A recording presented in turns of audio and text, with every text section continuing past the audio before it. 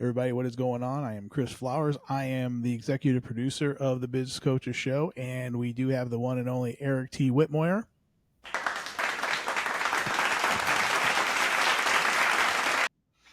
Our host and our founder of My Biz Coaches and the Biz Coaches Show. How you doing today, sir? I'm doing well. How you doing? Just playing with some toys and having a good time doing it, man. Well, at least you got the applause right this time. Well, I guess you were so concerned about it, and I didn't get the applause last time. So whatever. It's a hey, but really on the inside, Seriously, it's only going to get better. All right, so Coach, what are we talking about in this session here? Because I know you got some good tidbits for us on credit this time. So yeah, we're going to talk about business credit, how it should be an important integral part of your business strategy. So identifying business credit, how to get financing, some basic high level tips, and just more specifically about the concept of business credit and business lending as a strategy in your business growth. Mm-hmm. So I got a couple of slides I'm going to share. Let me bring these up, and we'll get started. Outstanding. So first of all, what every business owner. So again, let me recap here. We've got 108 clients in just over 6 years now, and of the 108 clients, I will tell you probably the first 60. I did not have this level, this insight, this knowledge, or what I did have, I wasn't deep enough in it to be able to share that with those clients, or was comfortable enough sharing it with the clients. So I referred those individuals to people like yourself who had spent time in the business credit, the business banking space, and I would make those introductions. Over time, what I identified is there's a general lack of knowledge and understanding of business credit. And more specifically, how to get capital for a business, whether that's investment capital or just loans or whatever the case may be. Getting access to money for a business has become more and more of our conversations, whether it's an existing client that as they grow and scale have identified they need capital, or it could be a new startup client that's trying to identify how they can get access to capital. So there's a number of things that we're going to discuss, maybe a few myths that we're going to bust for sure.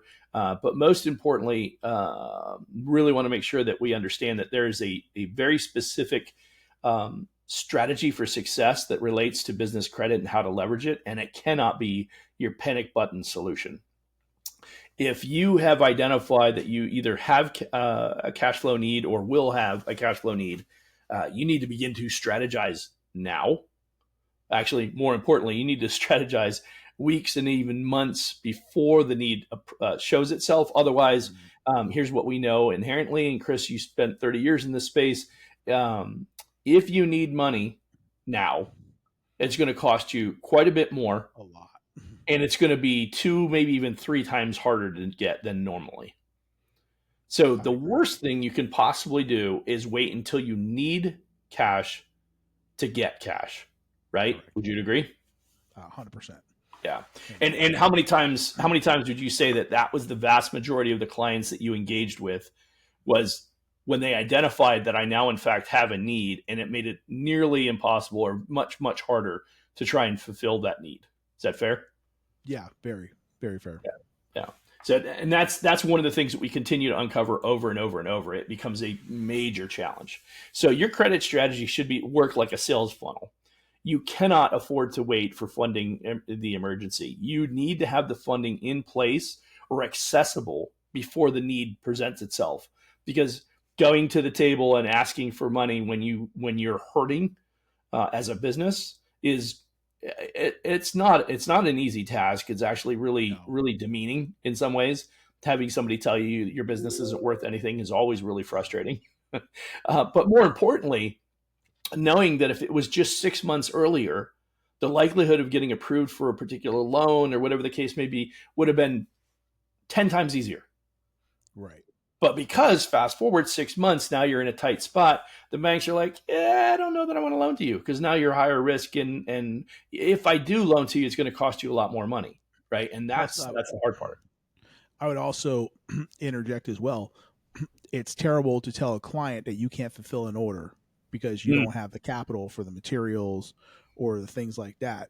So that's another humbling, terrible thing that you definitely don't want to get into, because that's your business reputation. Because now, business owners know business owners. They say, hey, so and so couldn't come through, That's right. so with that order. So that's the death knell right there. Yeah, it's a great point. For instance, well, and I can go through and name literally entire categories of business where their ability to grow or their lack of ability to grow is directly determined by their access to capital. I'm not saying necessarily business credit, but just access to capital. Your entire HVAC industry, your plumbing industry is directly affected by that to one degree or another. Yes, you can take deposits for transactions and things like that, but when you're doing a $20,000 backyard project and you're asking for 50% to cover the cost of goods sold and all that fun stuff and to offset labor while you launch the project, there's nothing wrong with that. But if that's contingent on whether or not you can close the deal, that's a bad place to be, right? I mean, you need to be able to know that you can get that stuff going, and it's going to delay how quickly the job comes together. So a number of different factors that come into that, but landscaping is another big one. We can go through anything where there's some kind of product involved. You know about trucking and logistics. I lived it in the trucking space, right? I had to go and buy. I'd get somebody. We closed a deal with a wine company. It was $1 million a year in revenue. I had to go find 6 trucks, and that was actually my education to business credit. That specifically was my education to business credit, because I, at that point, was tapped out and no banks would loan me. We had 11 trucks and nobody would loan me more money to buy more trucks, and I needed 6 more trucks. Correct. So yeah, it was now I was able to make that happen because I learned and understood about business credit, and that was that education, and it was a painful education to say the least, right? Oh yeah.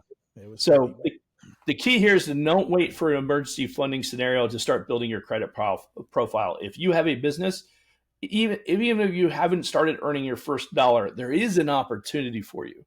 Now the tools are different, and the tools are you need to understand how to use the tools correctly. And there's a lot that goes into this about discipline and leveraging these concepts effectively.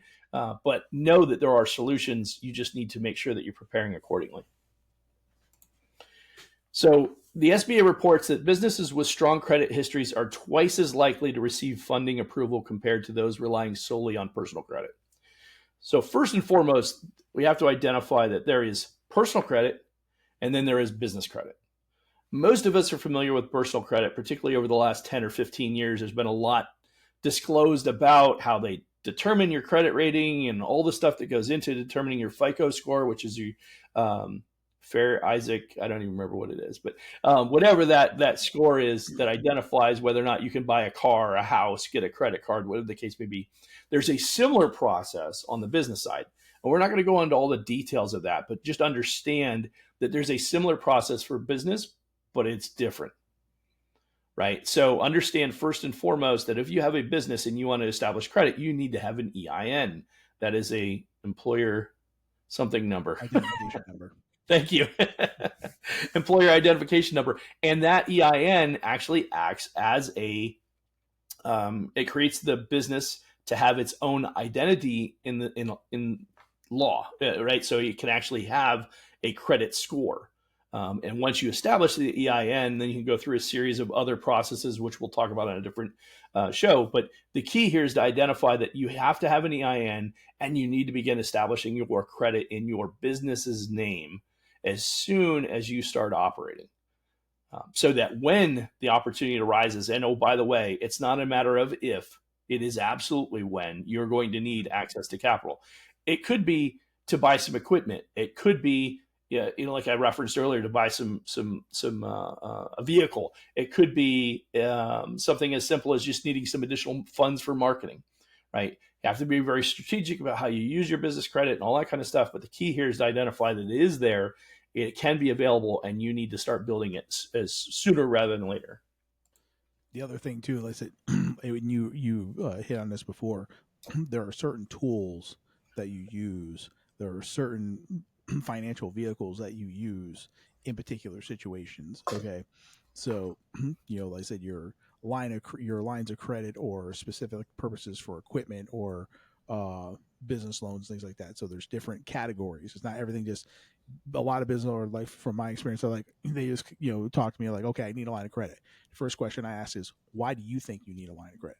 Right. Well, because I have to buy this equipment, or I have to like see. No, you don't need a line of credit for buying equipment. You need an equipment loan for that. Right. But and you have to, like I said, but there's like I said, there's different tools for different jobs, and you have to know what category to put those in. If you have a business coach like Eric, he can explain all those to you. Right. Yeah. Great point. And very valid, because the challenge is, to your point, you don't use a line of credit to buy equipment. You use equipment financing for that, right? Correct. You don't, a line of credit is access to cash. So a line of credit is what you use to bridge a shortfall in cash. That's exactly what it's designed for. You want something 90 days or less, you're going to pay that thing off. That's So right. going back to your example of somebody wanted to do a backyard upgrade, it's a $20,000 job. Okay, I have a line of credit. Okay, I can get the materials. I can start paying the laborers to start going out there now while I'm waiting for that receivable from that client. And then, of course, you pay that line of credit back off and you take the excess proceeds. You got to make sure there's profitability in the job. But that's another thing that you cover in a different episode. But that's how for those shorter term things, when you're going to, it's going to be 90 days or less, that's when you can use a line of credit. But That's right. like I said, anything that's going to be longer term, more than that, we're talking about different term loan vehicles that we can use. Absolutely. Yeah. And so there's to Chris's point, there are a ton, and he spent 30 years in that space. There are a ton of different tools and solutions and vehicles. Now we're going to go through those today either. But identify that whatever it is you're doing, first and foremost, if I can educate you on anything, before you go and get a loan from anybody, and I don't care who you get the loan from, make sure you talk to somebody who doesn't have a vested interest in getting that loan. Meaning, Correct. If I'm a salesperson selling loans or credit cards for that matter, or whatever it might be that I'm selling, I don't care if it's business or personal. If I get compensated for you getting a loan, which is very common in the business space, Yes. I have a vested interest in you getting approved for that loan. And more specifically, I have a vested interest in which loan you get, because they're compensated differently.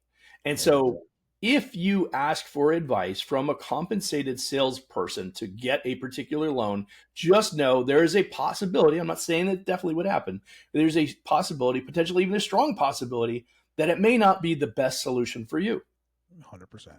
Right. In addition to that, don't ask your another business that you associate with, a friend or family member, or somebody else necessarily as your sole source of information, because they only know about it about as much as you might, or more, maybe slightly more, maybe slightly less, but they may not be as familiar with all the different tools and resources. So what they tell you, hey, this worked well for me, may or may not apply to your business. Might not work for you because it's a totally different industry, totally different capital needs, things like that. And the one thing, please, for the love of God, please don't take out those MCA loans that go against your merchant sales. For the love of Christ, please don't do this, because that is the worst thing to get out of. But people get so, it's instant, it's quick. I can fund it in an hour, and nobody wants to deal with the paperwork. Everybody's like, oh, you gotta do all this paperwork, we get a loan, this and that.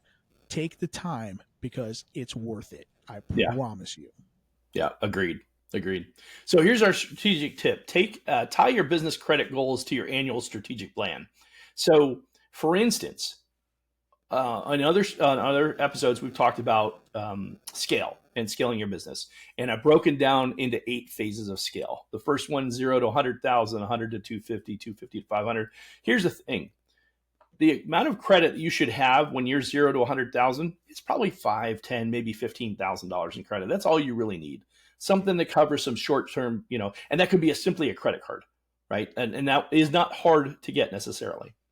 However, when you go from 100,000 to 250,000, now you're probably talking $25,000, maybe $50,000 in available credit. Again, that could be a couple of credit cards. It could be a term loan, a smaller term loan. It could be a line of credit potentially. I don't know if you quite qualify for that. You may or may not. We have got clients approved for less than $200,000 that were able to get a line of credit. 10% of revenue. 10% of revenue. There you go. Yeah, yeah. So, but know that at the end of the day, the reality is as your revenue increases, your need for access to capital credit is going to increase. And I don't care if you, here's the other thing. I hear people say all the time, I'm self-funded, I'm using cash, I got cash in the bank. That's phenomenal. That makes you even more valuable to the bankers. Put the money in the bank, put the money in an interest-bearing account that's going to make you more money on the cash that you have, and use it as a backstop while you leverage the bank's money at a low interest rate. Even if it's 6% on a line of credit, you're only using it for as long as you borrow the money. So if you borrow the money for 2 weeks and pay it back, your interest is negligible. But here's what happens. You start out with a $25,000 line of credit, and you use it a couple $1,000s every month, back and forth, back and forth. Within a year, that line of credit is $100,000. It has grown with you, and now you have access to $100,000 when your business is $250,000 to $500,000. That's probably where you need to be at that point for access to credit. So the thing here is that you have to grow along with it, and it has to be part of your annual plan. So as you're building out your plan for sales growth, you need to be looking at what does that look like on my business credit, and what should I be focused on? One more thing to add. I don't want to keep interjecting here, but like I said, the other thing too is when you're the bootstrap guy, when you're the guy that say, hey, I just pay cash, I don't do all that. There's another opportunity that's going to come up that's going to say, hey, okay, here's a huge contract. Okay, we need you to start in 2 weeks. Okay, you don't have the cash for it. Again, now you're going to be like, I can't fulfill the order. Okay, because they Exactly. have that much cash on hand to make it happen. Or vice versa, if you have a line of credit, let's say you're using your line of credit for those different jobs, things like that, and then you do come across an opportunity where you can buy material wholesale cash. Okay, now I do have the cash. I saved my cash and I have it in the bank. I can take advantage of that and That's right. turn that really quick and get my cash back plus, things like that. So having cash on hand is great, like you said, but if you're always putting out cash to do a job, and one of these opportunities comes up, you're going to miss that opportunity to scale. That's it. Absolutely correct. Yeah. And great point. Thanks for adding that, Chris. So the key here is to identify you can't scale $1 million business on a $5,000 credit card, and you certainly can't do it with just your personal credit. Because if you do, you'll run into what I ran into, which is, I'm sorry, Mr. Whitmore, you have currently 11 different liens or trucks on your personal credit, and you now owe $1.1 million in trucks. We can't loan you any more money. But I have $1 million in revenue I can take in this year if I can get 6 more trucks. Yeah, sorry, we can't help you. That was the conversation, right? Now, like I said earlier, I was able to manage through that. But the key is you're going to miss that opportunity if you don't know what you're doing. And I can tell you right now, there wasn't a single person that was a loan vendor that could help me solve the problem. It took a combination of people to work through that. We so got some contract lenders out there that'll help. And then again, even if you're lending against a contract, you're going to get a certain percentage of that contract. But on top of that, it's going to be expensive. Yep.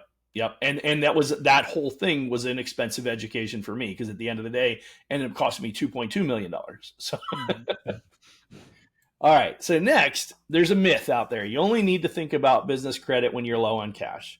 I can't tell you, we've already talked about this extensively, but the best business credit strategies are proactive and planned, and they're never last minute. Building early creates flexibility, scalability, and funding power when you need it most. So just keep this in mind. This is not something that you wait till the last minute. You don't wait until your business might need it. You start building it before you need it, because when you do, like I said before, it's going to be expensive or it's going to be really hard. So here's a real example. We took one of our clients as a service-based business owner, came to us about $150,000 in annual revenue at the time we engaged with them, with zero business credit. Right? They had built everything on personal credit.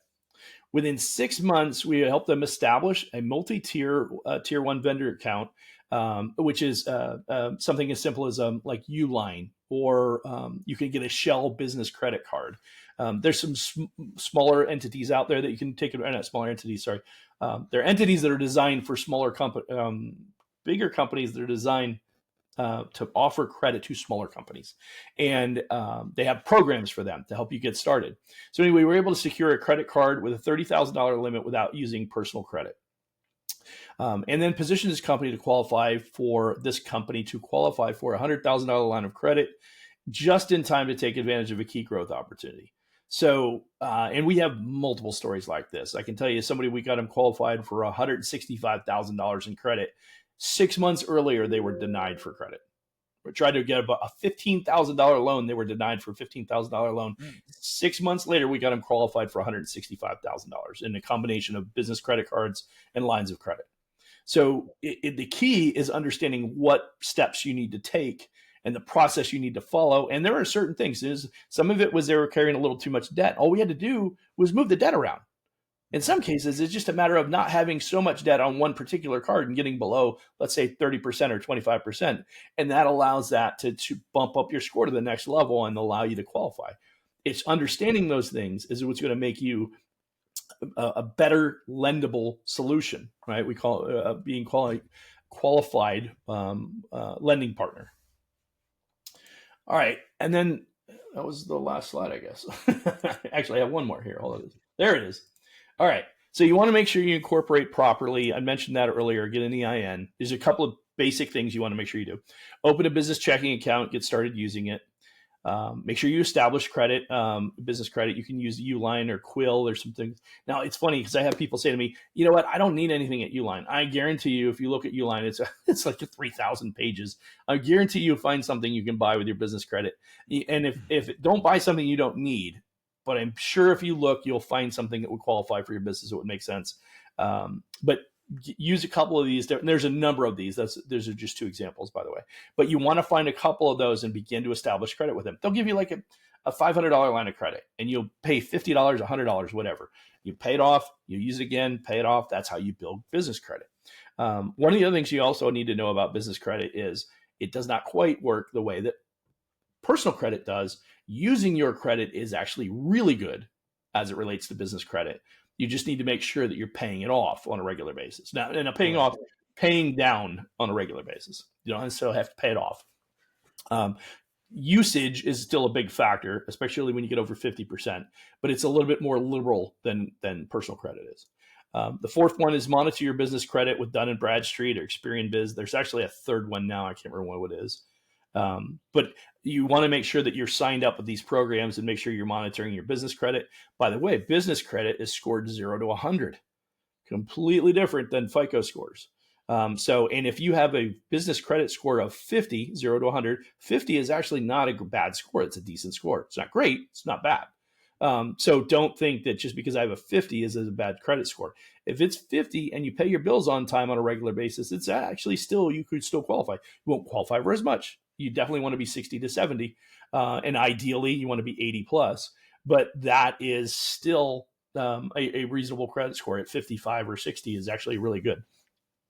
And then lastly, use your usage. I'm sorry. It's that goes back to that usage thing. You know what I mean? And on top of that, where your balances are, because even like you said, all you did for the other client was just paying down some of that debt and then increase their value. Yeah, that wasn't all we did, but that was one of the things specifically that we did that made a big difference. Absolutely. Yeah. And then use your credit and pay it responsibly. So don't just get credit just for the sake of just for the sake of, don't buy frivolous stuff. That's what I mean to say. Don't buy a bunch of crap that you didn't need. Never suggesting that, but you do want to make sure you're using it. So it could be as simple as, so one of the examples that we did for that particular client, we had them paying regular monthly bills on a credit card and then paying off the credit card every month. So every month we would put, so for instance, they were using some AI software and they were using some other CRM software and stuff like that. And I want to say it was like $400 a month worth of collectively of these. So we started putting those on the business credit card and then just paying the $400 on the cards rather than paying each of those individual transactions. And in doing so, like I said, within just 6 months, established all this regular credit reporting, which then bumped up their score and allowed them to qualify for that much more. So that's some key takeaways there. Just some things that I wanted to share on this session today. Talk a little bit about business credit. One other thing I want to say, and then I'm going to hand it off to Chris, see if he's got anything to add, because he's got a lot of experience in this space. But we referenced making sure that you use the right product for the right solution. I don't want to sound like that like every person who sells a business loan, because Chris used to do this. Not to say that they're all bad people, but just know Right. that they have a vested interest in identifying. Well, they'll help you determine what loan you should go for. Just know that they get paid differently on different loans. An SBA loan does not pay what an MCA loan would pay. As a matter of fact, an MCA loan is by far and away the most profitable loan for somebody to sell. An MCA loan, as Chris referenced earlier, is also one of the most dangerous loans to work from a financial perspective that you could possibly take advantage of. And I will tell you, I have done it and I have successfully done it. I've also gotten burned by it, right? So it doesn't matter how smart you are, it doesn't matter how good you are, it doesn't matter what your cash flow is. If something goes wrong, it's going to dramatically impact your ability to pay that loan. That's going to impact your credit badly. And an MCA could, we've seen it probably bury, I would say 5 times, maybe 10 times more businesses than it helps, quite honestly. It might help in the short term, but generally long term, it never seems to work out. But there are a lot of things you need to know and understand about business credit to really capitalize on it. There's more than I could do on one particular show, but I did want to just kind of reiterate this. We haven't talked about it in a while, but we do have a partnership with a company that we work very closely to help people identify what's the right solution for them and lead them through that process. And we provide that education. Mm-hmm. Yeah, that's really the only thing, like I said, I got to, would really add into it. Like I said, if you go to your local bank and things like that, yeah, you will find that. And even I can recommend you some quality bankers here, in the Arizona area, because I know them all, the good ones. Because there are some that would just, all they're concerned about is what's in it for me, what's my comp on it, things like that. Oh, that doesn't pay me as much as this one would, like Eric was alluded to before. So they're like, okay, I don't want to sell this particular product. It could be exactly what you need though, because That's right. unfortunately, this is how, like I said, most people should operate. It's like, what do you need, and how can I help you facilitate that?